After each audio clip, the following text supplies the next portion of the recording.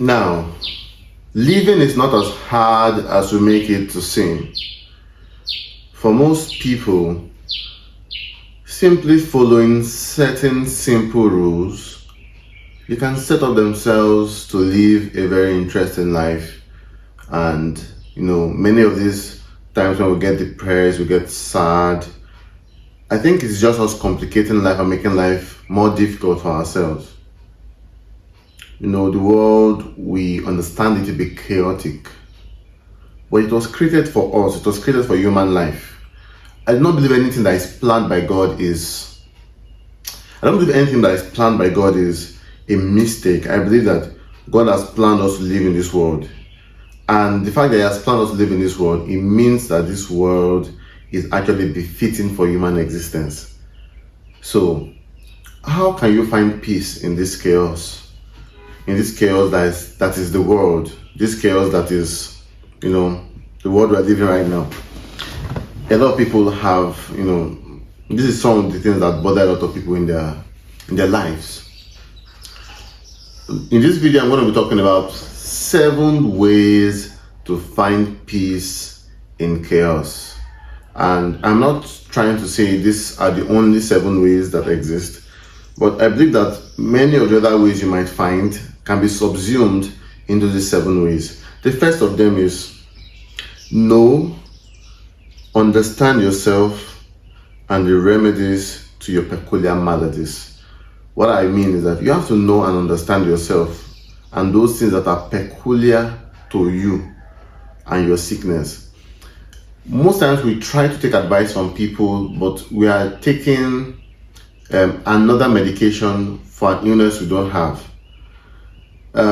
Most times we have something tailored to us, and sometimes I think our minds can even almost tell us. Many times we already know how to solve our personal problems. Now we meet other people and ask them some questions, and they give us the solution to a problem we do not have. So for example, you are looking for how to get a successful marriage, or you're looking for how to have a successful relationship, or you're looking for how to have a successful job.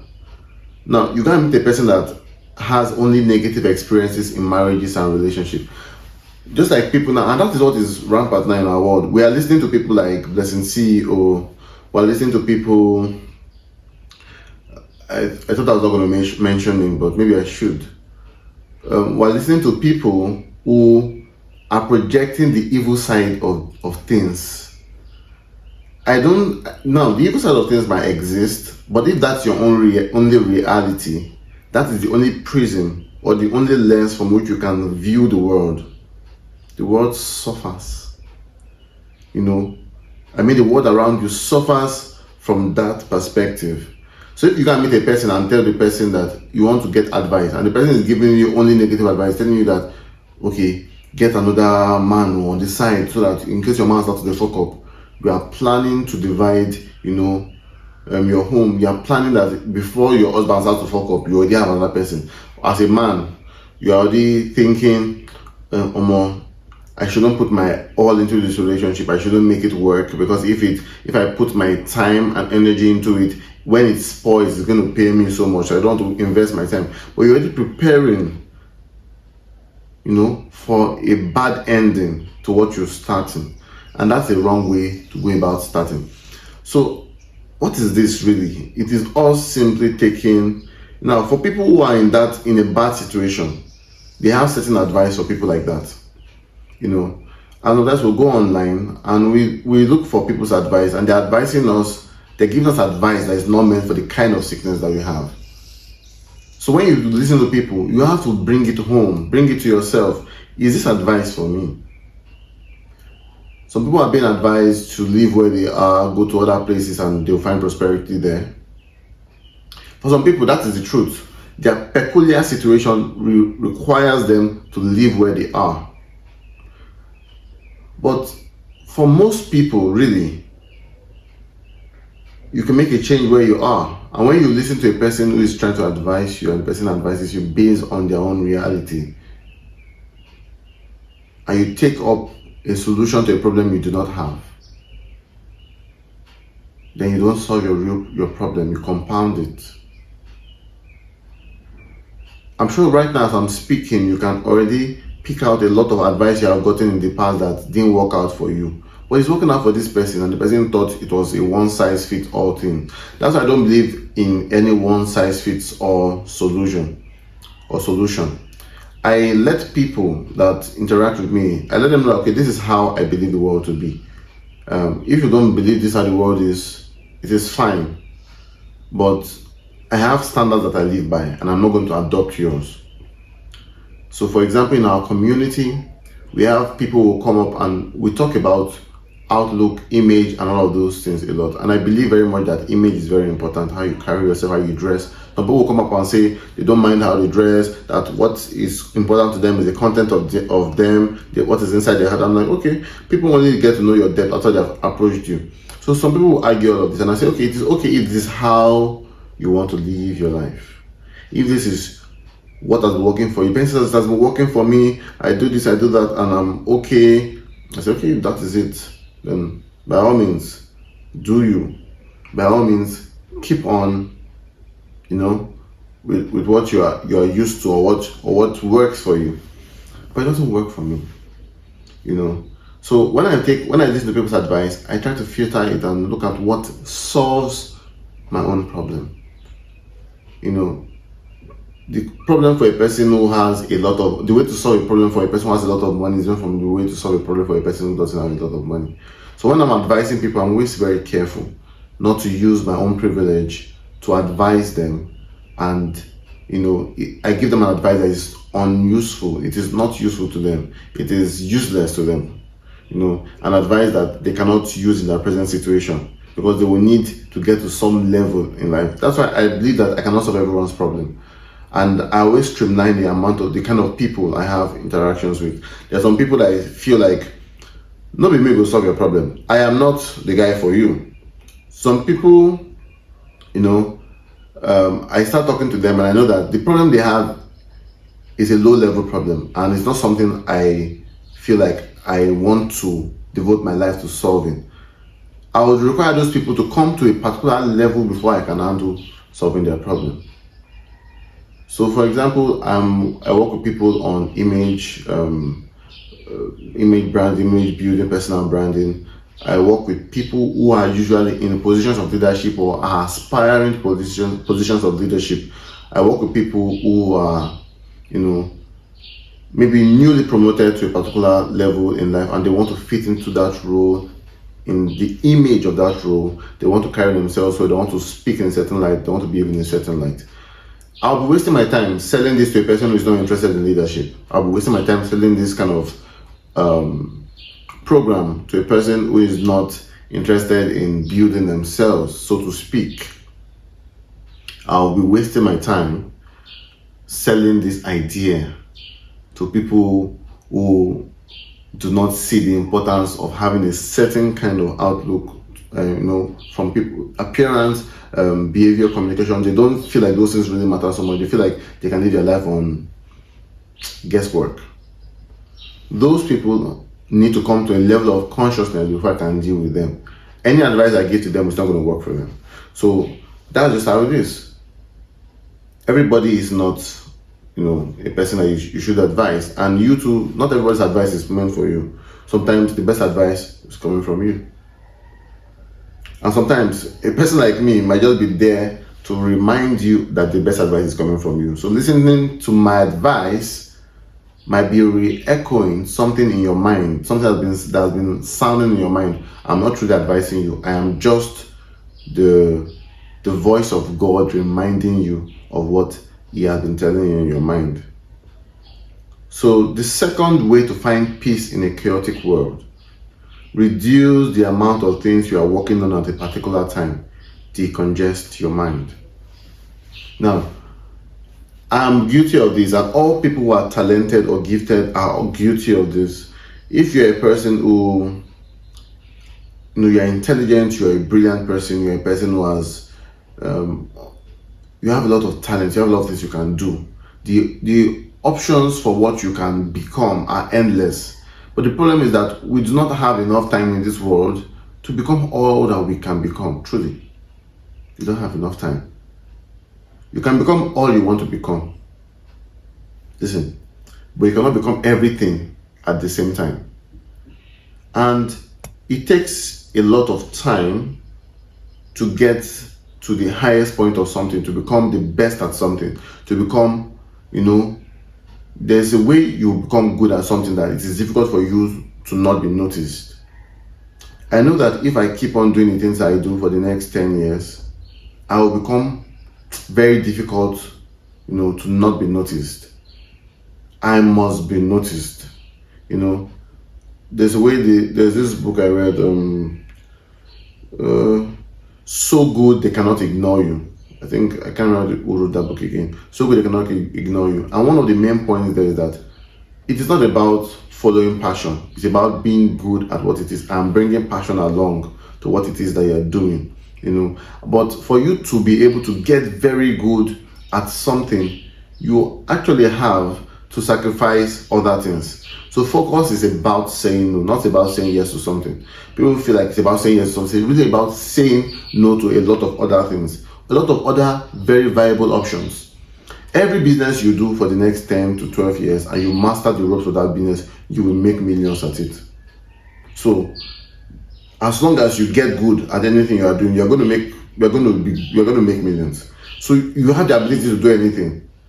God has created you to be that, but you don't have the ability to do everything at the same time.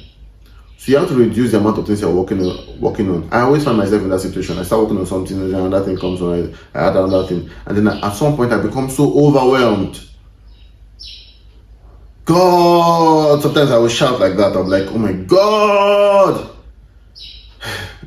just to let off steam. Man, I'm overwhelmed. What do I do right now? I get frozen. What do I start with? Then I know that at that point in time, the best thing to do is to decongest my mind. I begin to write out the things that I'm thinking about, and I begin to cross out the things I feel that are not so important and focus on the most important ones. Sometimes you have to do, what they call redire ad fontes. What that means is you taking yourself back to the source, going back to what led you here. What was the first inspiration before it became this bogus? When so that you have a simple idea, then you begin to add a lot of things to the idea. A lot of things come to climb on top. How do you properly set up yourself to have an idea that is properly formed? You have to remember where you started from and know the places where you started deviating, when you started compounding it, and bring it back to its simplest form. I set out to build a channel by which I can inspire men, a channel by which I can educate men on many things. I was at an event yesterday and someone asked me, said, I can't believe you devoted your life, or you're devoting your life to helping men. And I thought about it. Okay. But at the end of the day, the best people that can help are men. I cannot claim in 100 years to understand the challenges of women. As much as I can sympathize, I cannot fully understand the challenges that women face. Maybe that's another woman's job to do. And that's why I don't truly fuck with women, who say they are men's advocates. It's good, but I don't believe they understand it fully. Yes, they can participate because it's common sense. You can understand where this is coming from, but you don't have a first-hand experience. I do when it comes to men, because I'm a man myself. When a guy is complaining about being rejected, I know what it feels like. When a guy is complaining about the things he thinks about, how his mind is overwhelmed by what is expected of him as a man, I know what he's talking about. Yes, a person might try to, sympathize, but I believe I will do a better job at handling men's issues than someone who is from the outside looking inward, because I am inside. Oh bro, I know what it is you're facing. I know how you think, then I can be your guy. I know the things that men, how men can position themselves to get many results in different areas in their lives. Because I work with men. So, and sometimes it's easy for me to want to compound these things I do. But then I remember that I set out to help men. Okay, good. Once I'm beginning to compound this into my head, okay, calm down. What is your main purpose? To help men, to wisen men up, to help men in their wisening process, to wisen men. My job is wising men, getting men to be wise. From the gerund wise, ing, wising men. And I said, okay, if this is what I'm all about, everything I do has to align with that main purpose. Every point where I know I'm deviating, I cross it out. When we started focusing too much on, getting women getting how to get women, how to text women, I know that there's some problems that men have, but truly, should it be a problem they have? How is the best way to go about this problem? Because I noticed that at some point we were focusing on how to help people to satisfy their lust. I'm not basically enlightening them or equipping them with the tools to even, first of all, eradicate their subjection to lust in the first place. So it's one thing for you, you're addicted to cocaine, and every time someone is now teaching you that, you're addicted to cocaine, okay, nice. Okay, I'm going to be helping you. I'm going to be teaching you ways on how to get your fix, how to get your cocaine. And then the person teaches you, if you want to get your cocaine, you do it this way and you get cocaine. And you have been doing this for the next 5 years. And now you know how to get cocaine. But you notice that every year you're addicted, you always find this fix. That person has not helped you. It's just like the drug dealer selling you drugs. You're addicted to drugs, and the drug dealer will take your car and sell you drugs. And this is we're asking men to pay to learn how to satisfy their lust. I felt that was wrong. And the best way to go back to the source of helping men be better is by teaching them, first of all, how to kill that addiction, that subjection to their lust. So first of all, we have to tell these guys who are addicted to cocaine, how can you stop being addicted to cocaine? We're not going to be teaching you how to get cocaine or how to get your fix or how to get what is going to help you feel high. We're going to teach you how to stop needing to feel high. Then we'll take them to rehab. Then I felt, okay, the best thing we need for men is to have an image overhaul. Teach them how to recalibrate their image, their mentality, their views around these things, around sex, around women. How can you become a man who lives above these things? How can you become a man who is not subjected to it? Of course, these things exist. Lots always exist. The want to always catch dopamine exists every day, every time. But how can you stop being a slave to this thing? How can you not make your life decisions based on these things? And I remember that truly we need to return to the source of wise men.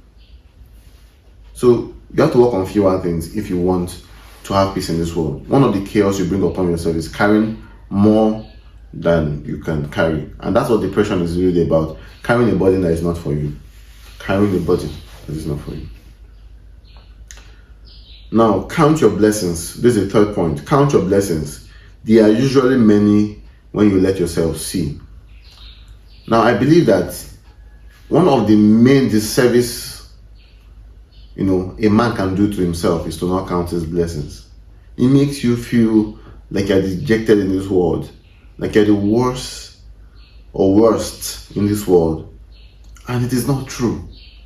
If it was true that you are the worst, it would just be a reality check. Yes, sure, I'm the worst in this world. Yes, this is the reality. So I have to embrace the reality now instead of lying to myself that it is not the case. And I will say, bravo, my man.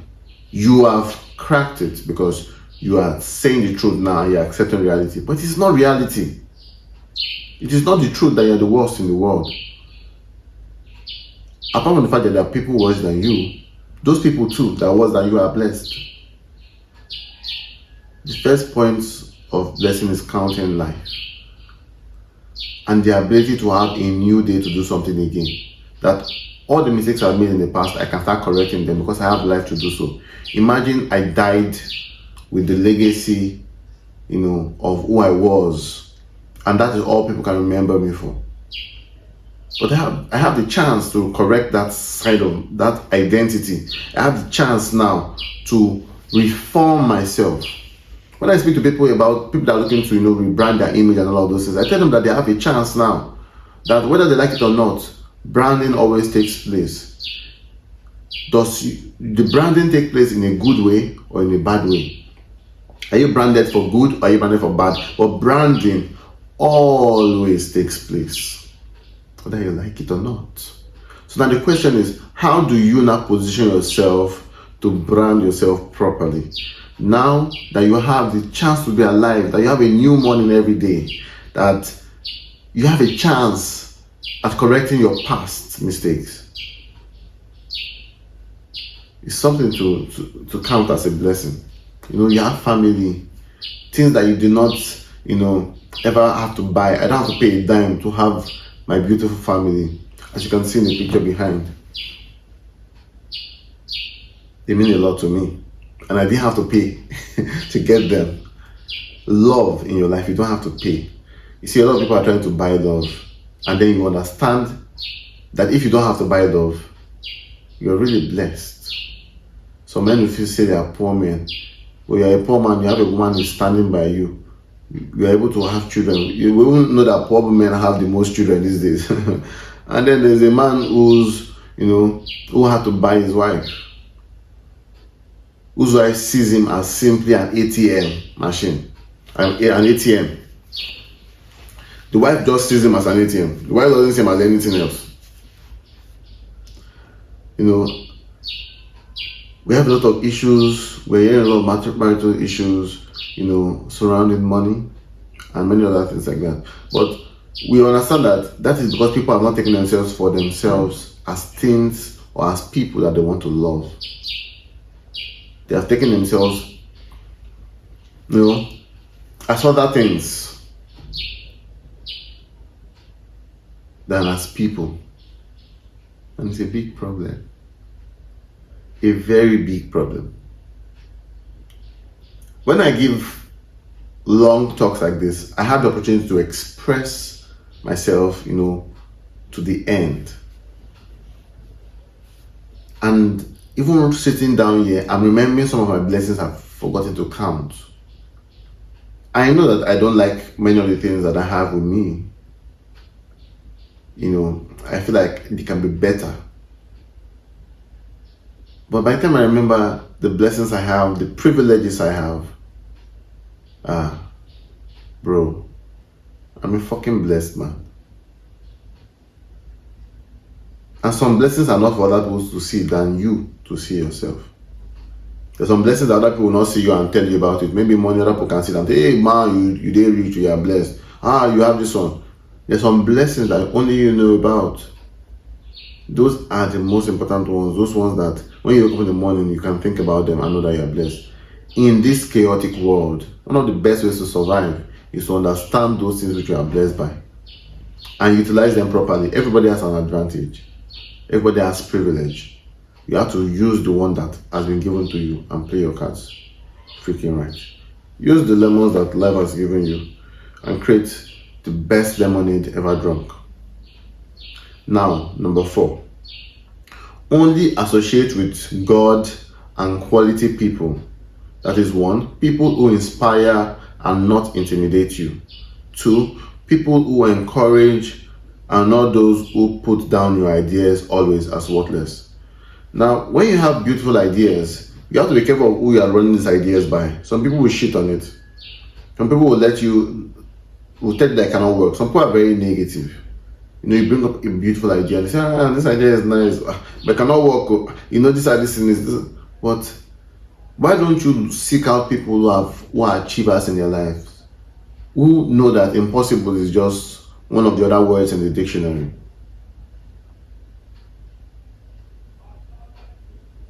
And anybody who has sense will know that impossible was just achieved by adding "I am" to possible. So possible is the word I mean. "I am" is just a prefix that was added to possible to disable it. And most times we add that "I am" by ourselves. It really wasn't ever there in the first place. The word is possible. There is nothing that is impossible, really. Even that thing you don't achieve is not impossible. You didn't just achieve, it doesn't mean it's impossible. I know there are a lot of things I will not even do, a lot of things I have not done, and I know some things that I will not achieve before I die. But does not mean it is impossible to be achieved. Doesn't mean there are not people who can achieve these things. So hang less with people who cannot understand your growth and where you are going to. There are some people that you run your idea by. They can't understand. That's why it's very important that you choose the kind of people you align with, people that can understand dreams and can grow it. Not people who don't understand dreams. Not people who don't understand growth.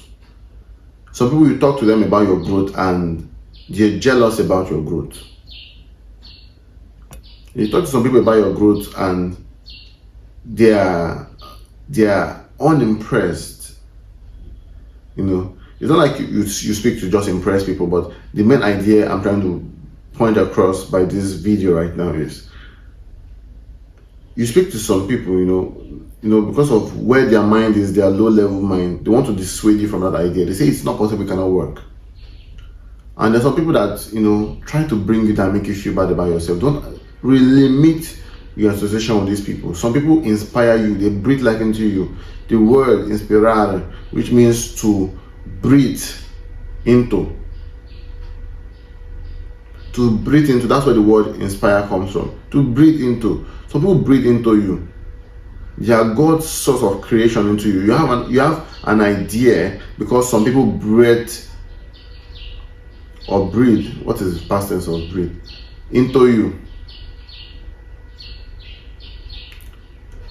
When I have a discussion with the person and the person says, Emmanuel, this is how I want you to see this, I want you to see that. This will inspire you. Sometimes you see people's lives and you are inspired by what is happening in their lives. Not intimidated, inspired. Some people do not want to help you to become like them. They don't want to extend you a helping hand, to draw you up to the same podium with them. What they want to do is to flash what it is that they have got before your face to make you feel worthless. There are also some people that always try to make you feel bad about decisions you've made and decisions you are building. You see how they behave. You see how they water down ideas that you have. These people are sad people that want to, you know, inspire you to be sad, so to speak. So let me tell you, avoid such people. The only people you need to align with are God and quality people. You don't need to be talking to everybody. Let them call you proud. You are safeguarding your consciousness. There's some people that you talk to, they will kill your dream. They'll let you feel like what you are saying is stupid. Like, It's like for you to have sense means you have to think small. There are some people like that. Some people make you feel like, am I unrealistic? But some people are going to let you understand how realistic what it is you're driving at is. When I have big ideas and I want to discuss them, there are certain people I call. I don't call everybody. I can't tell everybody about my big ideas. I can't tell everybody about the things that are going in my life. That is the truth.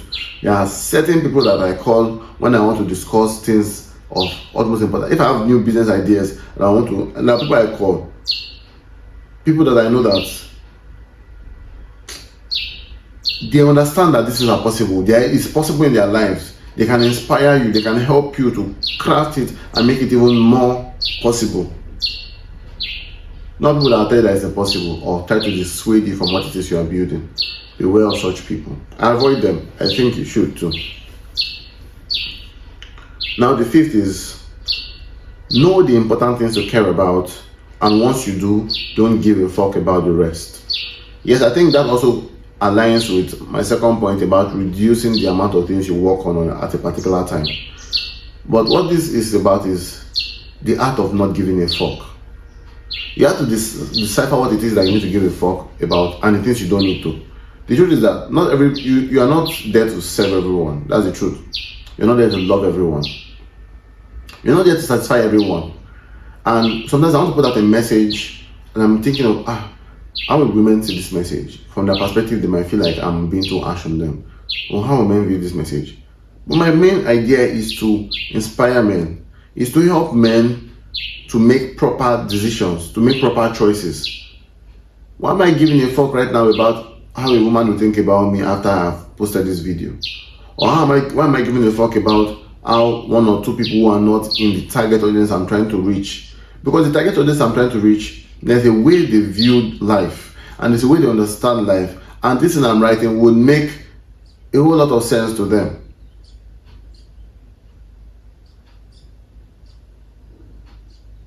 When I say words like a man should name their family, sometimes I'm thinking, what are the feminists on my TL, or the feminists on my contact list? They may not like this one because they feel like there should be equality. Why shouldn't a woman be able to name the family? I'm like, but that is not my point. My point is re-establishing for men to understand their duties to their family. And now it's important for them to build a name which is a legacy to their family. And why it's important for them to name their family and the heaviness of what that means on their shoulders. That's what I try to remind men about. The sentiments of a few feminists doesn't affect me, and it shouldn't.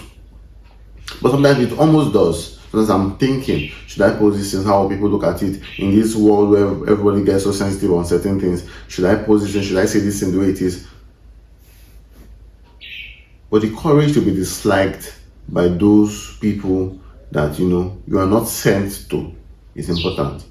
Just like a pastor trying to preach about Christ, or a pastor trying to preach about God, and then very concerned about how people in the world will see him. Sometimes I want to say some things, I'm like saying, maybe not go the reason say I be spiritual or I'm this religious guy. But the truth is, I just really need to say this because this is a convention I have in my mind about these certain things. But I don't exactly want to project myself in this light as a religious person. But what if I project myself as a religious person? Why should that be my business now with you? And how you intend to see me by virtue of the messages I put out? As long as my audience, the people I really want to reach out, I really solve their issues and their problems that they face in life by virtue of what I do, then my job is done.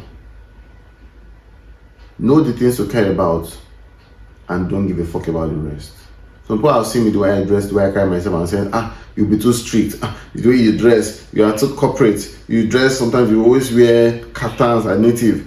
Don't you wear jeans and sneakers? And I look like, oh bro, this is the image that I have, and I focus on building it. I'm not really worried about how you, who doesn't like this image, sees it. But there are a lot of people that are counting on me to teach them how to carry themselves, how to look, how to dress. A lot of people look up to me and form their image from what I do. It is because of those people that I will stick to what I am. It's because of those people that I'm true to myself, that I'll not be swayed by different ideas from left, right, and center. It is because of these people that I'll put in my all, sorry about this Yoruba age factor, that I'll put in my all to making sure that things, are aligned properly. Some people saw me when I started wearing signet rings, and because of that, they went to get signet rings. There are many people that told me that, bro, I wear signet rings because of you.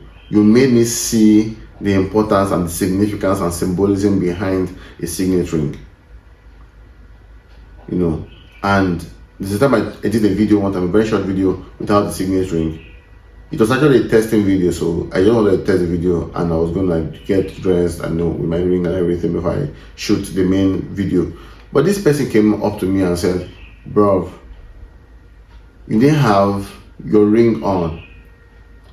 I was like, so these people are paying so much attention to who I am, how I dress, how I carry myself. That single small detail, a person could not let it slide. Now I know that I have what to not give a fuck about, but I have what it is that I need to give a fuck about. And that is projecting myself in a proper way that is true to me and what I love to do. I know I look good when I wear natives. I know I look good when I dress like a king. I just know. I know when I see the stares, the way people look at me. I know the people that are bold enough to come and compliment me. I know. So your opinion about how I dress, or maybe how especially if you do not align with what it is that I'm doing, doesn't matter. And it's one of those things I will not give a fuck about. Now 6, choose for yourself the image you want to be known by and that you want to align yourself by, and let them align. Choose for yourself the image you want to be known by and that you want to know yourself by, and let them align. Now let me explain what this means. There are two things here: the image you want to be known by and the image you want to know yourself by, and align them. The reason why you are not peaceful, one of the reasons why people are not peaceful in this world, or why you don't experience peace and you experience more chaos, is because normally we are 3 people who the world knows us to be, who we know ourselves to be, and who we are. If these 3 things are not aligned, we are usually left, feeling a level of chaos, because you are fighting with the reality of what people expect you to be, the reality of who you are, and the reality of whom you are deceiving yourself that you are. But the most important of these two is who other people think you are and who you know yourself to be. Because sometimes I believe that delusion can be possible and it might be needed. Sometimes you need to delude yourself that, hey, I'm a poor man right now, but I'm not poor. My mind is projecting me at the point of wealth. So I will not be sad about my reality. I will live as though I were rich. Those delusions are important. So in that way, it is important that you might want to see yourself different from how you are, because your present reality is just a journey to where you really want to be. So would you ever see anybody that is traveling to Lagos, for example, and then is crying, oh my God, I'm the road to Lagos? You don't cry on the road to Lagos. You don't cry that, oh my God, where I am right now, there's no network and I'm on this road. It is the idea that the only thing that might make you cry is the idea that you are stuck. Maybe your tires get burst and everything, and you're just there, you're like, there's nothing I can do, there's no help here, there's nothing.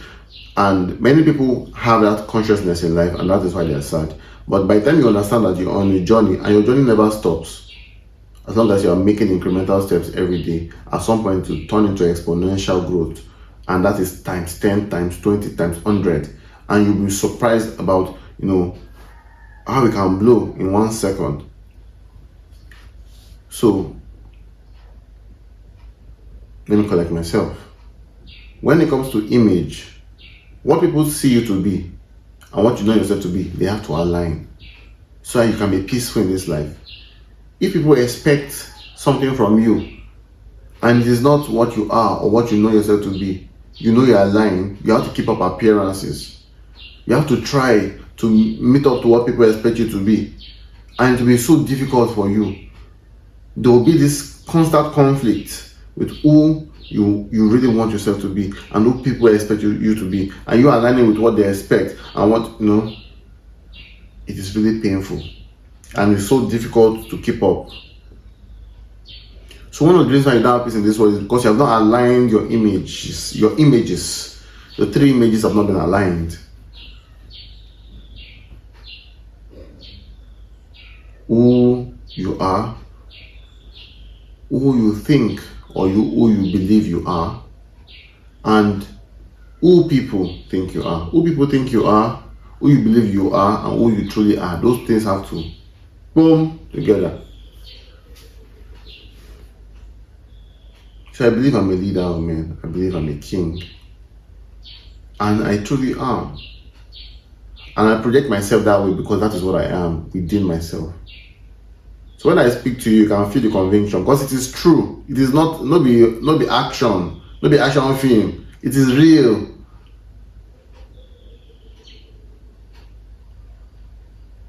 I do not wear my troubles on my face. Why? Because I know it's a phase, it's a journey to somewhere. I know that I am not living my life in a static position. I am taking incremental steps every day. Every day I'm getting better. Every day I am pushing out my ideas to the world. And I know that at some point my ideas will click in a way that would bring about the exponential growth I'm looking for. The things I'm building small. I've had a person, reach out to me and do something big for me because of the messages I was putting out. I know that it can get better and better from there. People have given me platforms and respected me simply because of who I am and the messages I've been putting out there. So I truly believe that I am what I say I am. I am him, and I believe 100%, and that's why I carry myself like him.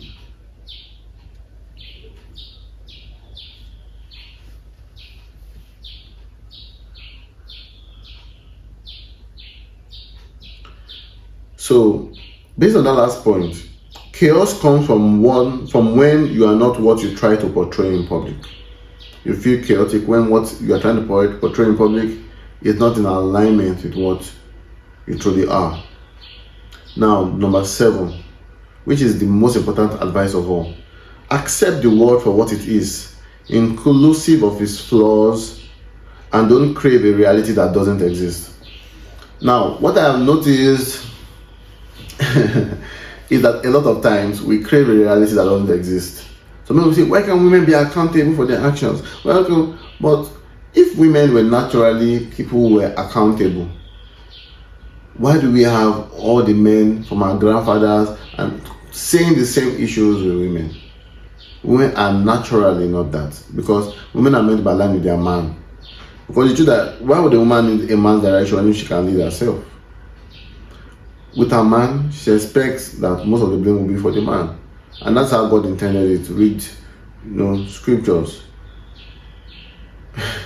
The man forms a lot of things. I'm not really ready to go deep into this particular point about the man being responsible for everything that is, the outcome of the woman and everything, and because his own are Pixar and all of that.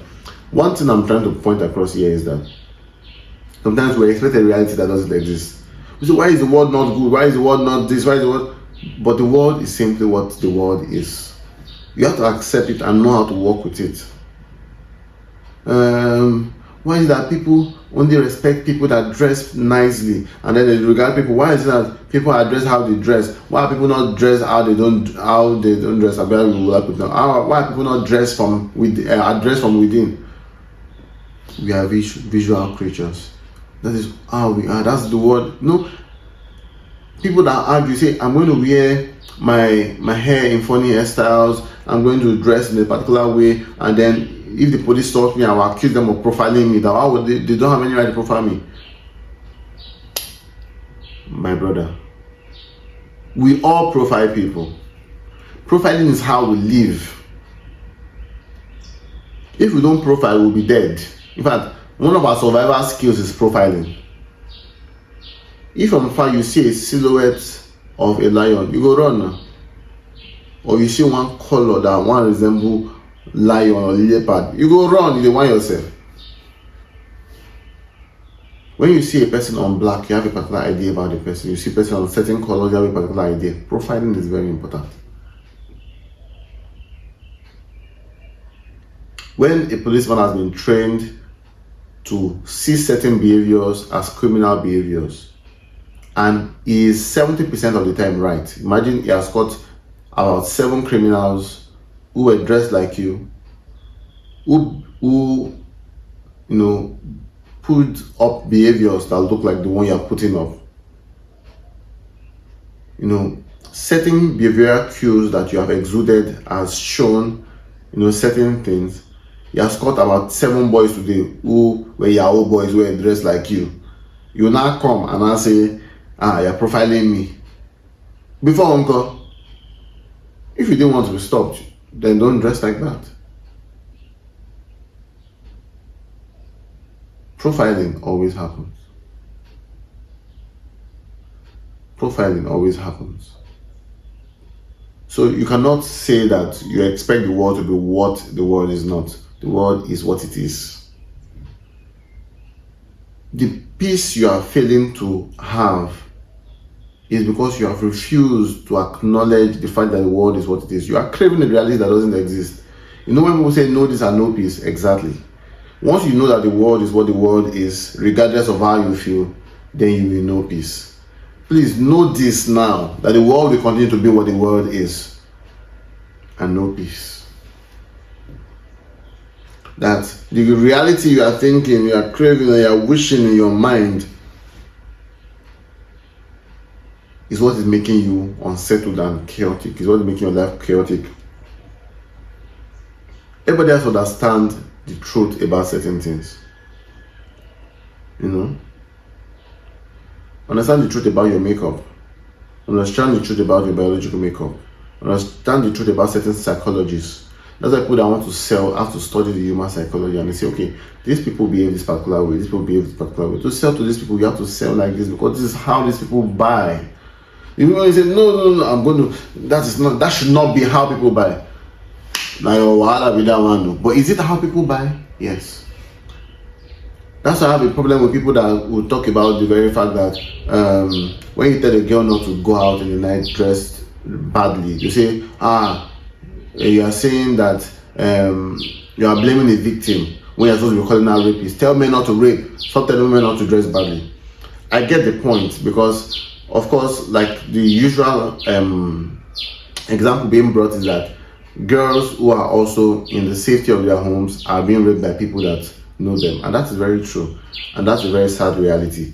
But now that you know that people can be raped in the comfort of their homes by people who are mentally damaged, you know that people can be raped in their home by sexual predators who are I don't even know the word to use to classify those kind of people. What's more on the road in a very sexually provoking, dress? That is, if the likelihood is if it's possible to happen in the home, then the likelihood is higher outside in that situation, from where you are not protected by people who can actually protect you, from where you are presenting yourself, to wishing the world was different is not going to solve it. Whether we like it or not, we have rapists in this world. I cannot go and advise if you see a rapist, you can advise. How many times have they been? Do you think rapists have not heard that they should not rape? Or thieves? Do you think thieves didn't go to Sunday school? They didn't tell them that it's wrong to steal their neighbor's stuff? So because of that, they say all thieves should be taught not to steal. Then I'll open my gates down when I'm going out. I'll leave my house open. I'll leave my valuables for thieves to come through. Thieves break into houses that are locked. What more a house that is open? Would I not say because thieves can break the lock of my car, therefore I should not lock my car?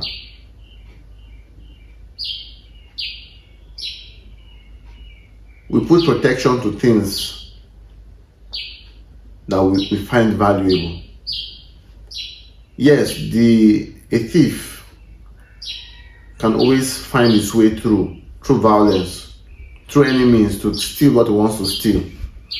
But it's our duty to make it difficult for that thief. It is stupid and actually very dishonest to tell yourself that you want to, because thieves can actually steal when a place is locked, that you will leave it open. So that's why I always say something. I say the reality of the world is that people are bad.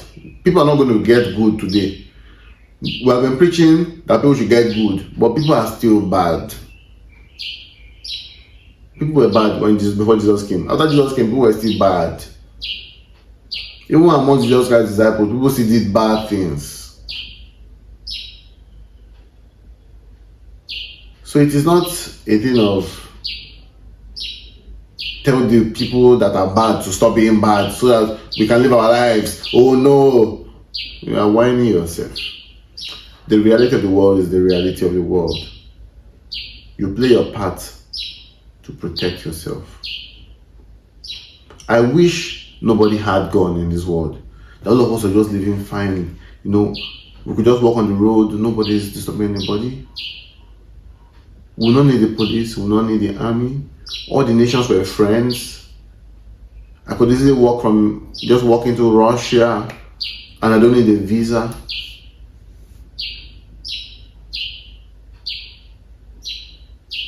I could easily just go to any military, place and I'm chilling with them. There are no restrictions anywhere in the world. Everybody's just friendly. Everybody's, that's utopia. But that is not the world.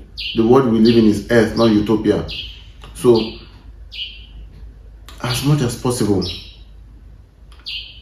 in our world, we find a lot of people. That's why our world is not peaceful. I'm trying to tell you now. Many of us are not experiencing peace in this world because we have not come to accept the world for what the world is. We are wishing that the world was different. No, the world is not. The world is what it is. And you will do well to accept the world as it is. I believe very strongly that if you take these 7 points that I have presented to you today, if you take them to heart, these 7 points I have presented, that there is no way, none in heaven and none on earth or in hell, that you will not find peace in the chaotic world that we find ourselves in. So peace be with you. And all I can say is stay wise.